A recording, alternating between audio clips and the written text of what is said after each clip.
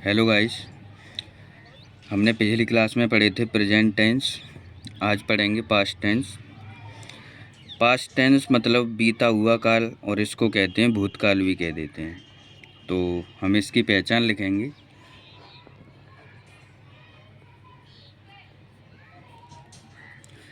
पहचान हो गई इसकी था, थी, थे। अब इसको बोलेंगे कैसे? इसको बोलेंगे कि जिन हिंदी वाक्यों के अंत में था, थी, थे शब्द आते हैं पास्ट टेंस कहलाते हैं।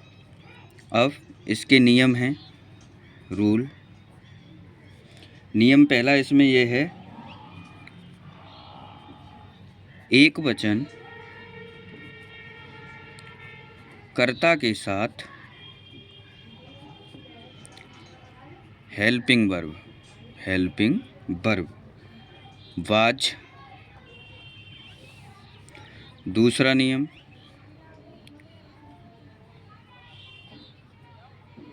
बहुवचन कर्ता के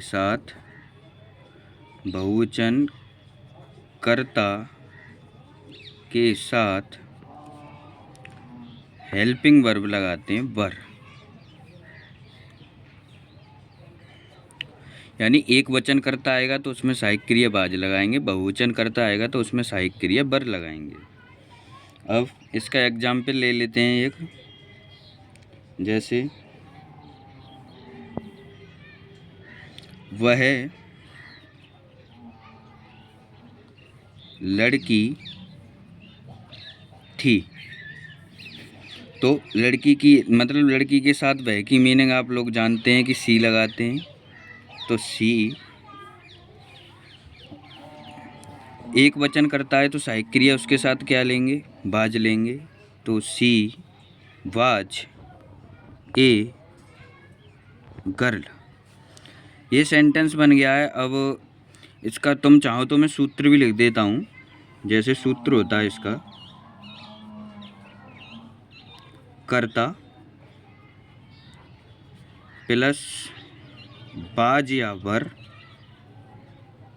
प्लस कर्म प्लस आदि ETC जो कुछ भी बचा, इसी के हिसाब से मैंने ये सेंटेंस बनाया है। ऊपर जो है, जैसे फर्स्ट नंबर पे कर्ता लगाया है मैंने, दूसरे नंबर पर सहायक क्रिया बाज या बर लगाई है, और एक लड़की है, सिंगल लड़की है तो ए लगाया है, और लड़की की लगाया है गर्ल। इसी प्रकार से दूसरा ले लेते हैं। एक सेंटेंस सोच लो कोई सा भी, जैसे वे लड़के थे। वे लड़के थे, तो हमें पता है कि वे एक बहुवचन करता है, और ये वे लड़के थे। अब इसको बनाएंगे गाइस। वे की मीनिंग क्या होती है? हमारे पास दे होती है। अब जो वे है ये बहुवचन करता है, तो बहुवचन कर्ता के साथ हेल्पिंग वर्ब मतलब सहायक क्रिया बर लगाएंगे। दे वर, और कोई एक लड़का तो है नहीं है, सो उसकी मीनिंग हम ए लगा दें। तो बहुवचन है, बहुवचन की वजह से हमने बर लगाया है, तो दे बर बॉय।